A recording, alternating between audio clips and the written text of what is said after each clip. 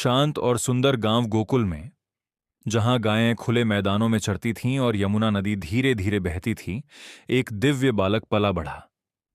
उसका नाम था श्री कृष्ण। वह देखने में एक साधारण बालक जैसा था, लेकिन उसकी उपस्थिति ही आनंद और चमत्कार से भर देती थी। कृष्ण अपने माता पिता नंद बाबा और माता यशोदा के साथ रहते थे।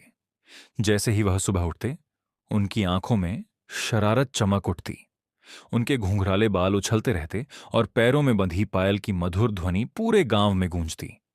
गोकुलवासी कभी भी उनसे नाराज नहीं रह पाते थे, क्योंकि उनकी मुस्कान हर दिल को पिघला देती थी। माखन श्री कृष्ण को सबसे अधिक प्रिय था। अपने मित्रों बलराम, सुदामा और अन्य ग्वालबालों के साथ वह ग्वालिनों के घरों से माखन चुराने की योजनाएं बनाते। ग्वालिनें मटकी ऊंचाई पर लटका देती, लेकिन कृष्ण हमेशा कोई न कोई उपाय निकाल ही लेते। कभी मित्रों के कंधों पर चढ़कर, कभी डंडे की मदद से और कभी अपनी मीठी मुस्कान से। पकड़े जाने पर वह कहते कि माखन खुद ही उनके हाथ में आ गया या बंदर ले आया। ग्वालिनें माता यशोदा से शिकायत करतीं, लेकिन यशोदा भी हंसी नहीं रोक पाती थीं। एक दिन माता यशोदा ने कृष्ण को मिट्टी खाते हुए देख लिया। उन्होंने प्यार से ढांटा और मुंह खोलने को कहा।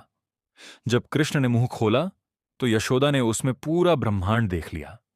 आकाश, तारे, समुद्र, पर्वत, देवता और समस्त सृष्टि। क्षण भर के लिए वह स्तब्ध रह गईं और समझ गईं कि उनका पुत्र कोई साधारण बालक नहीं है। लेकिन फिर मां का प्रेम जाग उठा और उन्होंने कृष्ण को गले लगा लिया, सब कुछ भूलकर। कृष्ण केवल शरारती ही नहीं, बल्कि अत्यंत दयालु और वीर भी थे। कालिया नाग ने यमुना नदी को विषैला बना दिया था, जिससे लोग और पशु पीड़ित थे। कृष्ण निडर होकर यमुना में कूद पड़े और कालिया के फनों पर नृत्य किया। अंत में कालिया ने क्षमा मांगी और नदी छोड़कर चला गया। यमुना फिर से पवित्र हो गई और गांव में शांति लौट आई। एक बार गोकुलवासी वर्षा के देवता इंद्र की पूजा की तैयारी कर रहे थे। कृष्ण ने उन्हें समझाया कि उनका असली सहारा गोवर्धन पर्वत है, जो उनकी गायों को घास, पानी और आश्रय देता है।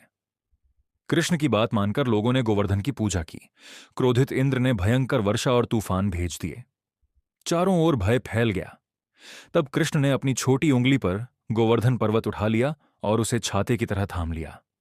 7 दिन और 7 रात तक गोकुलवासी और पशु उसके नीचे सुरक्षित रहे।